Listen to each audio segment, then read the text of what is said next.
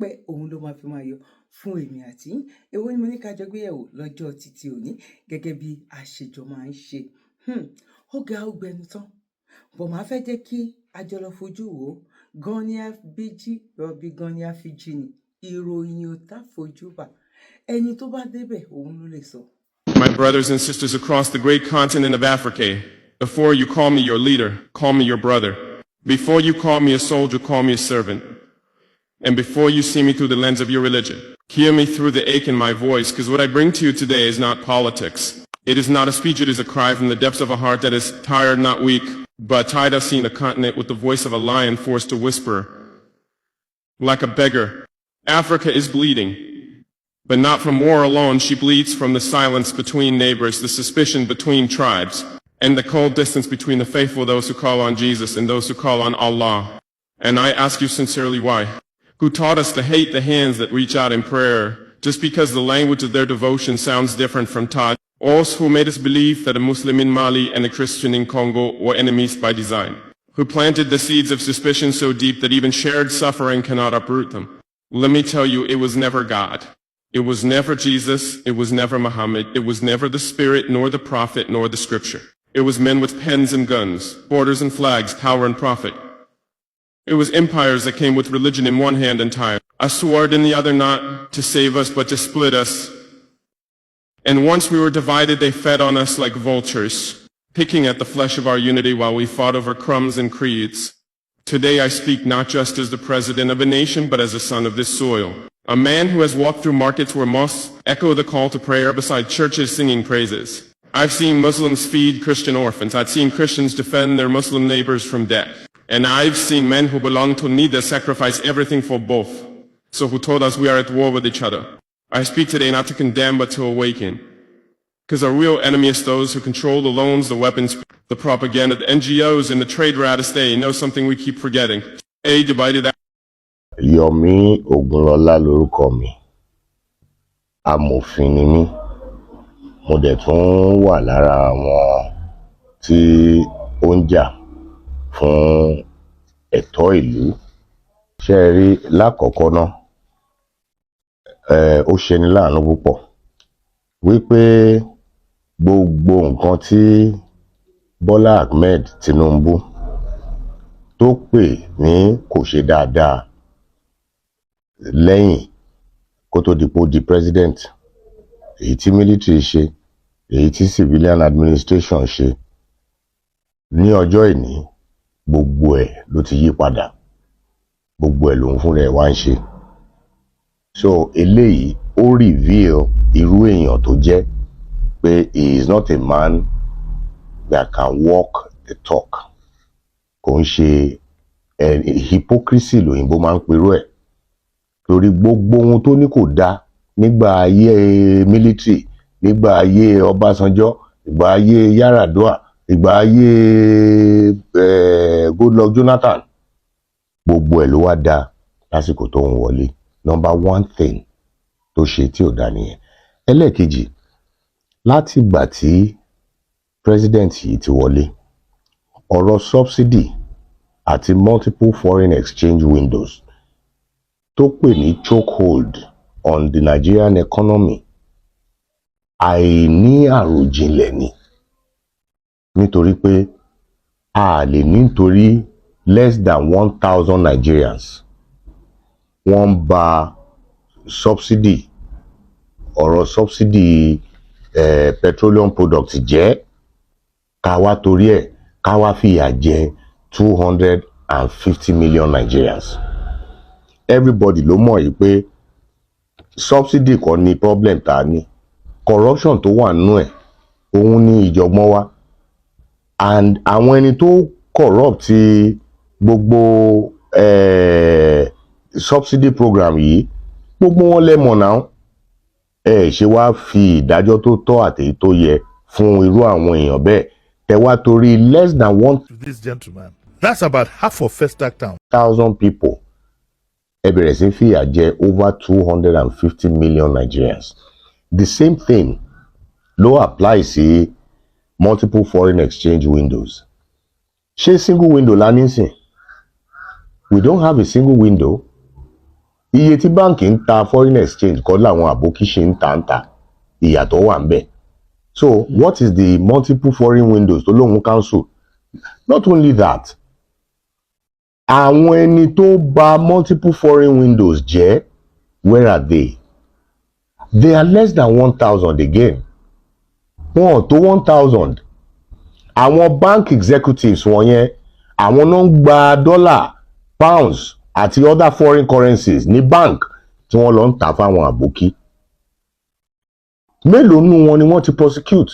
Mélòó nínú wọn ti rán lọ sẹ́wọ̀n? Now, nítorí less than 1,000 people tó ń ṣe yamayama tó bá jẹ́ ìlú China ni, gbogbo wọn náà máa sentence to death, and there will be close monitoring of what the banks are doing with allocations foreign exchange. Tó bá yá wọn ní bàbá ẹgbẹ́ ń sọ̀rọ̀, ẹ wo bí ara Nàìjíríà ṣe ń ṣe owó, birthday ọdún kan, 1 year birthday ọdún kan, ọmọ ọdún kan, ẹ wo bọ́n ṣe ń ṣe owó, wọ́n á ná owó yẹn jẹ tó ń sìn, a máa wọ slippers kiri, a wá ní pé Nàìjíríà ló ṣẹlẹ̀ sóhun, a ní pé Nàìjíríà máa sẹ́yìn nígbò àwọn exchange tí wọ́n bá fún wọn. Now, because of this less than 1,000 people, 250 million people now have to suffer. You have now devalued our currency. Níbo náà ti ń ṣerú ẹ̀? Ìlú tó ń devalue currency, ìlú tó ń produce ní. Kí ni Nigeria ń produce yàtọ̀ sí crude oil wa tá à ń tà síta? What other thing are we producing? Ta fi máa wá allow owó wa kó máa exchange fún as high as 1,600 naira to a dollar, knowing that international commodities are priced in dollars. Torí ibi tí àwa gbà láti dúró sí kò dàbí irú àwọn BRICS tó yẹ pé ọjà wọn owó currency wọn náà fi ń tà. Ìwọ tó bá fẹ́ ra ọjà lọ́dọ̀ wọn, ìwọ náà lọ wá owó tiwọn, báwa ṣe ń lé dọ́là kiri, káwọn náà máa lé náírà kiri. Gbogbo aládẹ sọ fún president yìí pé kó explore possibility yìí, but unfortunately wọ́n ní CIA asset ni, kò dẹ̀ tó bẹ́ẹ̀ láti do otherwise. Now, lórí ọ̀rọ̀ reforms, kò sẹ́ni tó wà against reforms, kò dẹ̀ síjọba tí ò kì í ṣe reform, but ìbéèrè tó yẹ ká béèrè, what is the opportunity cost of the reforms? Irú ẹ̀ ni ọ̀rọ̀ tí mò ń sọ láìpẹ́ yìí lórí bóyá orí rédíò yìí náà ni. Nígbà tí bàbá kan tó lóun fẹ́ dàbí àwọn yòókù, àwọn bàbá yòókù ládùúgbò ẹ̀, ó wá lóun ó bẹ̀rẹ̀ sí tọ́jú owó fún ọdún 10. Owó táwọn bá rí ń bẹ̀ làwọn ò fi kọ́lé, làwọn ò fi ra mọ́tò, làwọn ò fi ra nǹkan kan. Nítorí náà àwọn ọmọ ò gbọ́dọ̀ jẹun, wọn ò gbọ́dọ̀ lọ iléèwé. Kọ́dún 10 tó pé ìyàwó ti kú, ìkan náà àwọn ọmọ wà lórí hospital bed pẹ̀lú àìsàn burúkú. Ìkan náà àwọn ọmọ ó ti lọ join Boko Haram. Èyí obìnrin nínú wọn ó ń gbéṣẹ́ lórí Allen Avenue. Now, owó tó ń tọ́jú sìn kí ló fẹ́ ná lé lórí? That is the problem I have with their reforms. Reforms tó ní káwọn èèyàn wá kọ́kọ́ kúná kó tó di gbogbo bẹ̀rẹ̀ sí ṣiṣẹ́. Irú yẹn ò ń ṣe reform tó dáa. There's no doubt about it. Then ohun tá a tún wá rí pẹ̀lú ìjọba ẹ̀ ni pé it is full of deceit, full of lies, and oríṣiríṣi. They are just cooking up all kinds of things which should not be. Ẹni tó ní nígbà tó ń bọ̀, ó lóun máa tackle economic instability, òun máa improve security nationwide, òun máa reduce corruption, òun máa reform governance. Wọ́n tiẹ̀ tún gbé Osun State, yes, where Nolge is raising the alarm that the CBN is planning to move the funds of local governments into a private account. Now, given the legal conundrum in Osun State, are there extraneous circumstances under which the CBN can't pay local government allocation into other accounts other than the joint allocation committee account, yes, or even directly into the local government accounts, yes, under the new Supreme Court granting autonomy, yes, to local governments? No, let me even begin by saying that I don't think there's a legal conundrum in the Osun matter. The situation in Osun, it is one that I have taken considerable time to study. What is happening again is another travesty. It is again another manifestation of the lawlessness of the Tinubu administration, the Tinubu regime. What has happened is that, and I would like to give a little background to this matter briefly.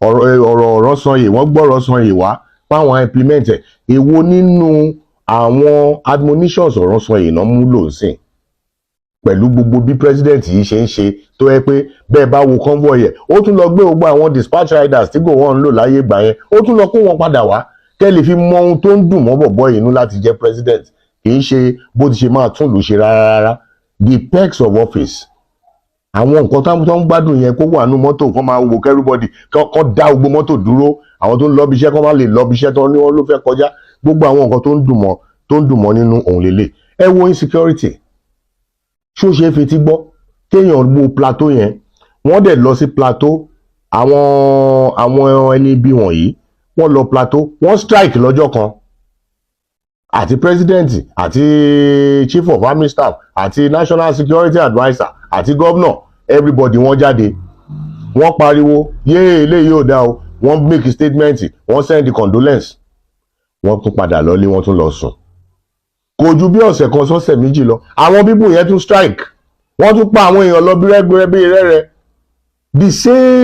the same reactionary approach wọ́n tún jáde wọ́n tún wá make statement wọ́n tún send condolences èyí tó wá ṣe paríparí ẹ̀ wọ́n tún wálé lẹ́ẹ̀kẹta wọ́n tún pa àwọn èèyàn lọ in the same plateau mi ò tí ì sọ ti Benue o what government does that.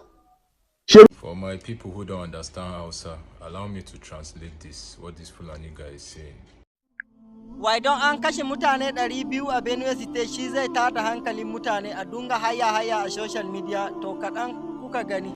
He says, so because they've killed 200 people in Benue State, that's why everybody is getting angry. Now why are people getting angry now that this one is really small? Ba kun rubuta kun ce za a kori Fulani a ƙasan Benue kuna dariya. Dama daga dariya sai kuka za ku ci ubanku a wannan shekara.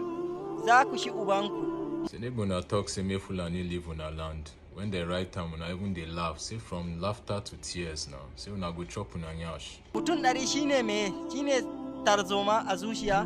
Mu shanu na aka kashe muna. Mutanen mu nawa aka kashe a daji da ruga duk ba ai komai ba. Ai kashe mutane 100 wallahi ba laifi ba wani abu kuma. Kaɗan ne. Say waiting be 100 people. Say waiting be 100 people. Say because they kill 100 people, now they make una mind the vex. Say what of their people where they don't kill for bush? How many of their cattle where they don't kill? Say this one a small thing now. Say no worry. You get. Kunga wannan a matsayin shi shanuna billahi lazi zan iya in kashe kaɗo guda 150 akan wannan. Ni yanzu. Now he's saying you see this cow. Now see this cow where they here, this young calf. Saying swear to God, saying if he kill like 150 people for this cow. Na daina a yi man laifi in ce sai na tsaya hukuma ko wani abu na yafe. Ba zan taɓa yafewa kuma ana yi man zan rama. Ana yi man kuma a matsayina bafulatinin daji. Saying no send, he no go sit down, they wait for anybody. If they're killing cow, he go revenge. Ni yanzu na daina ɓoye-ɓoyen nan in ce ai ba zan kashe mutum ko ba zan yi kaza ba duka aikin laifi zan iya aikata shi akan wannan kisa da ba kisa da zai gagare ni akan wannan insha say no go dey pretend again the reason say no go tell una the truth say him if he kill 150 people for this one and nothing say if una do am him go revenge because na so e dey for them normally so no more pretense from him this is who he is. All right, so now don't hear but you've listened. So what's he saying? He's saying that it doesn't matter where you are from. He can kill for his cattle. And that cattle's life is more important than human life. Just understand something. This is not a place where you want to reason, sit them down, explain to them how human life is better than cattle. This is how it is for them. And so my advice for you is this. As a Nigerian, whether you call yourself Nigerian or not, you need to protect yourself, most especially all the men in this country. You need to be able to protect your families. May nobody catch you by surprise. You cannot go down shouting Jesus, my God, or begging for your life. You have to be ready. There's no law that prevents you from protecting yourself. Do you understand? In this life, as person no bring you come this life, you supposed go out on your own terms. Nobody is supposed to come and just take your life from you like that. You understand? All the people, normally, we think we are in a normal society. But the law is not on our side. The law is not on the side of the masses. The law is put to protect politicians and protect people who have money and in power. These guys are being protected, they are influenced, they are armed. They are provided with arms and weapons. You are not provided with anything. Find your way. You are a sovereign being. You have right over this earth like any other person. They too have right over this earth like any other person. But there must be an understanding. If person dey reason like this, you suppose understand. And I'm sending this message to all the politicians in our state. Most of you that have cattle, you hear what they are saying, that human life is less than the cattle. You keep keeping those cattle in our state. It's a reminder to the people of Benue that you have something, an animal that is above them. And it's unacceptable. It is advisable that you guys sell all those cattle. Make we know say cattle no dey, cow no dey inside Benue State. We must start using that collective action. If not, you are an enemy to your brethren. You are an enemy to your kin. Because person dey talk say cattle dey above human life, and you are rearing cattle in the same state where people have come to kill because they are saying that our kinsmen killed their cattle, and so life must be lost. And somebody is saying that for a calf, 150 human lives with potentials to change the surface of this earth, would you understand, will be killed and murdered, and nothing will happen. It doesn't care. They don't care. So you need to understand the enemy and understand how they think. Do not think that Jesus is going to save you. Do not think that the church will save you. Do not think that the government will save you. You have rights of existence. You are a sovereign being walking the surface of this earth, and nobody should take your life without your consent. Do you understand me? That's what I want all of you to understand today. So all the youth in Benue crying and shouting and thinking your politicians will come and help you, you are lying to yourself. Nobody will help you. Go and learn self-defense. Learn self-defense. Learn how to protect. wọ́n ní once beaten twice shy ni irú ìjọba wo ló ń ṣerú eléyìí. So ìjọba Tinubu látìgbà tó ti dé has been nothing but a bundle of ìjọ̀gbọ̀n fún Nigerians. Ẹ wo ọ̀rọ̀ tó ṣẹlẹ̀ pẹ̀lú Nigeria, ECOWAS àti Niger Republic. Ó fi hàn gbangba pé arákùnrin yìí is completely ignorant of international policy, international politics and diplomacy. Torí pé ohun àṣìṣe ẹ̀ as president or chairman of ECOWAS, ó wà lára nǹkan tó bẹ̀rẹ̀ sí fuel further insecurity in Nigeria. Nítorí pé irú Burkina Faso, Mali, Niger tó jẹ́ buffer zone fún wa, gbogbo ọlọ́dẹ̀ ti di ọ̀tá wa ń sìn. Ohun tí múna Amẹ́ríkà ò ní ṣe, òun wà ló bàbẹ́ gbé ṣe ń gbà yẹn. Ó bàbẹ́ kó sójà máa lọ máa jà nínú Niger ni. Ọ̀rọ̀ Russia kí la Amẹ́ríkà ṣe, kí ni gbogbo àwọn European countries ń ṣe? Wọ́n bẹ̀rẹ̀ sí ń gbé economic sanctions wá. Tẹ́ ẹ̀ bá ṣe báyìí ló yẹ kẹ́ ṣe, báyìí ló yẹ kẹ́ ṣe. Tẹ́ ẹ̀ bá ti ṣe bẹ́ẹ̀, economic sanctions á wá. Bọ́ọ̀dì ṣe ń ṣe ní international diplomacy nìyẹn. Òun ṣe ló ń threaten pé òun máa gbógun lọ bá wọn. Ìlú onílùú, ìlú is a sovereign nation tó ní territorial integrity. Ìṣe ló kàn rin ọ̀nà yẹn, ó rìn báṣubàṣu. Lẹ́nìí sìn, ó ti kó wa sí bàbá ńlá ìjọ̀gbọ̀n. Torí irú buffer tí àwọn ìlú mẹ́tẹ̀ẹ̀ta yẹn particularly tó ń create fún Nàìjíríà, ó ti kúrò ńbẹ̀. Gbogbo ìjọ̀gbọ̀n tó ń ṣọ̀bọ̀ láti Sahel nísìn, orí Nàìjíríà ló ń ṣọ̀bọ̀.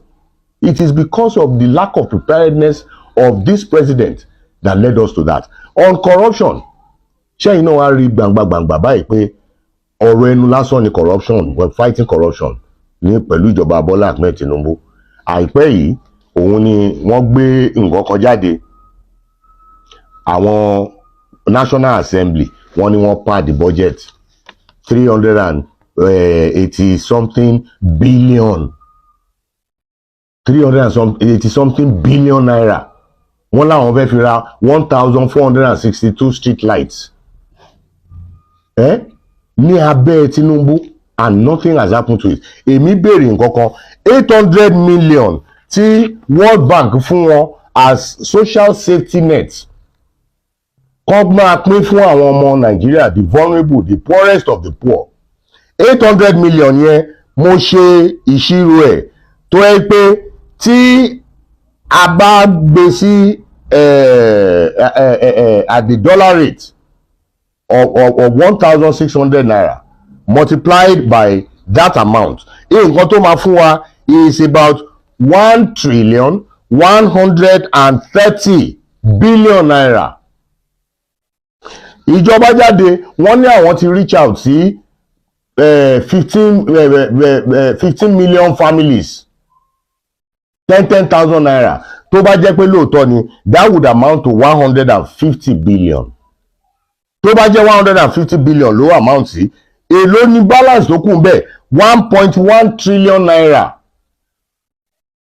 Kí ló fi ṣe? World Bank ló ṣe wá padà wá ló bẹ̀rẹ̀ sí admonish Nigerian government lórí bí wọ́n ti ṣe ń expend that money meant for social security net. Ta ni wọ́n ń parọ́ fún?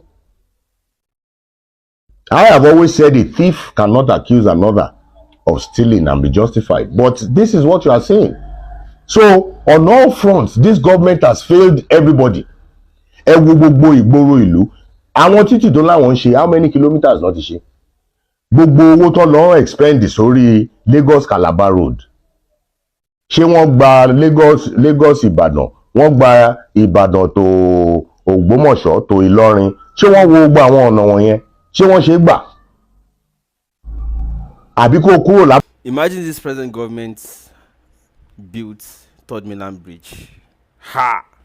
Recent government in Nigeria don't even want to construct any road again, except for revenue generation.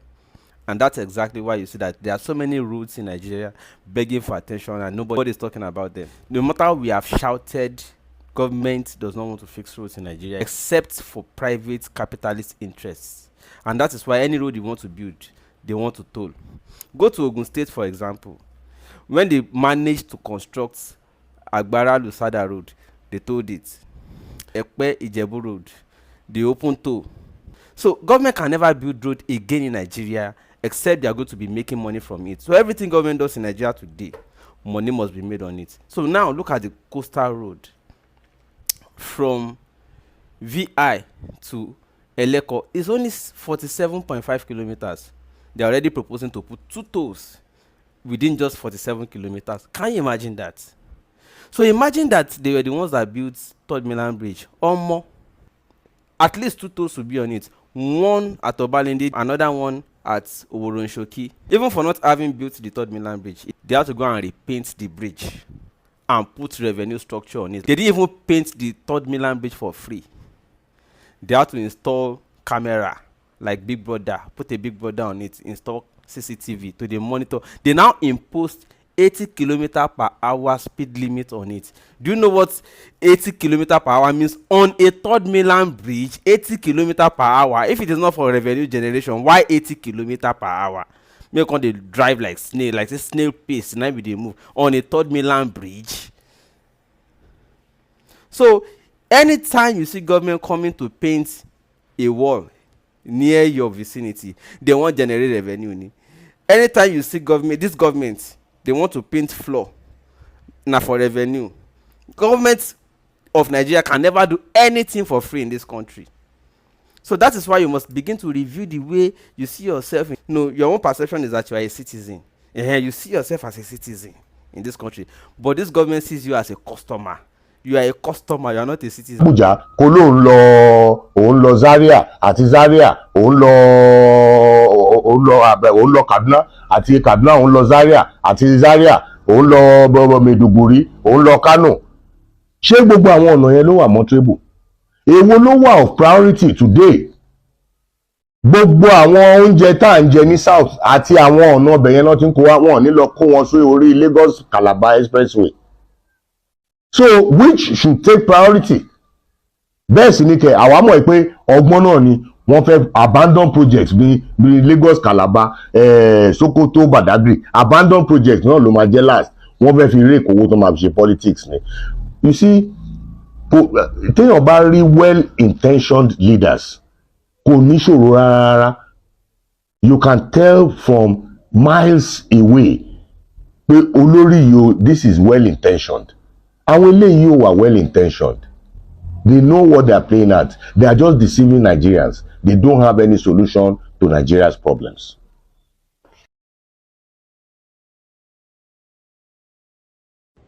I woke up this morning asking, where did I go wrong being a Nigerian? Where did we go wrong being Nigerians? Where did we go wrong? Did we pick our country? Where did we go wrong as what is the offense Nigerians has committed that is strong enough for more than 200 people to go to bed in the night and not wake up the next morning? I need everybody to understand that Israel and Iran are at war, and up to 200 people have not been killed. But in Nigeria, you can go to bed and your tomorrow is not guaranteed. And on top of this, we have to beg the government to even talk about it. He had to take a pope of over how many miles away to address Nigerians, to sympathize with Nigerians, to give Nigerians hope before our government talked about this. Where did we go wrong to vote this government into power? How is human lives not important to you, and you have children and you have families, but Nigerian lives does not matter to you? Where did we go wrong? Àní jẹ gbèsè o, òní dá gbèsè sí wa lọ́rùn. Àní jẹ gbèsè, òní dá gbèsè sí wa lọ́rùn ní agbára lọ́wọ́ Ọlọ́run. Àdẹ wa ní ṣi oore ṣe. Ẹni tá a máa ṣoore fún tó máa fi kàdá padà fún wa. Ọlọ́run Elédùmarè kò ní jẹ́ ká ṣe kòńgẹ́, kò ní ṣe kòńgẹ́ ti àwa náà lágbára lọ́wọ́ Ọlọ́run. Now ẹ̀pẹ́ rí. Ẹni bó ti ṣe lọ sí. Ṣe rí pé kọ́lọ́run kò ṣọ́ wa. Ebi àárọ̀, ibi ọ̀sán, ibi alẹ́, Ọlọ́run ò ní fi pa wá. Lágbára lọ́wọ́ Ọlọ́run. Ojú òní ti wá. Ojú wo lẹ́yìn náà fi wò? Báwo ló ṣe rí lọ́dọ̀ títí yín náà? Mo mọ̀ wípé ju gbogbo ẹ̀ lọ sẹ́ẹ̀. Àní ìrìn àjò yìí, Ọlọ́run ò ní dá èmi àti yín lẹ́bi. Bọ̀ ìgbà wo ni èmi ò mọ, àkókò wo ni mi ò mọ̀. Bọ̀ mo mọ̀ wípé lágbára lọ́wọ́ Ọlọ́run ní àti òkè sẹ́ẹ̀, ó máa dàrú wá yányán pátápátá ni bó ṣe máa rí nìyẹn. Èmi náà ni ọmọ yín olólùfẹ́ yín, Àyè Ọpẹ́ Yọ̀ṣíyọ̀ lọ́dọ̀ tí yín náà. Ní agbára lọ́wọ́ àṣẹ̀dá, àyè ọpẹ́ a máa yọ fún wa. Lórí wa, lórí ọmọ, lórí ìdáwọ́lé wa. Òun là yí ọpẹ́, òun ló máa fi máa yọ. God bless you. One love. Ire o. Kindly subscribe to YouTube channel and follow on Facebook page at Dr. Zabby's Talk Show.